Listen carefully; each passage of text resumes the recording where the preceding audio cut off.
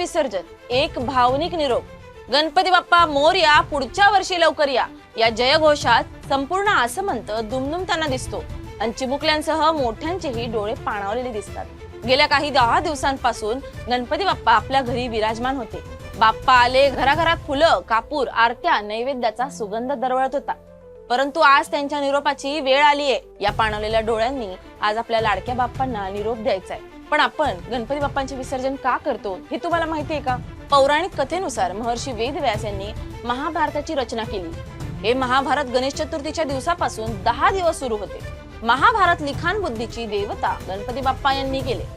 परंतु महाभारत लिखाणावेळी लेखनी थांबणार नाही याची काळजी घेण्याचे आदेश वेदव्यास यांनी दिले होते. महाभारत लिखाण सुरू झाल्यानंतर अखंड लेखन करत जेव्हा महर्षी व्यासांनी 9व्या दिवशी डोळे उघडले तेव्हा बाप्पांना हात लावला असता गणपती बाप्पा प्रचंड तापले होते. त्यानंतर महर्षी व्यासांनी गणपती बाप्पांना नदीत विसर्जित केले आणि तिथूनच बाप्पांच्या विसर्जनाची परंपरा सुरू झाली. बुद्धीचे देवता आपल्या घरी विराजमान होतात, 10 दिवस राहतात आणि पुन्हा मूळ स्वरूपात पाण्यात विलीन होतात. आज आपण आपल्या लाडक्या बाप्पांना पाणावलेल्या डोळ्यांनी निरोप देत आहोत.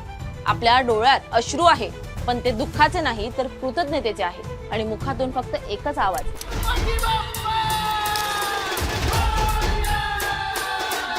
तुम्हाला आमची गणपती बाप्पा सिरीज कशी वाटली हे नक्की कमेंट करून सांगा.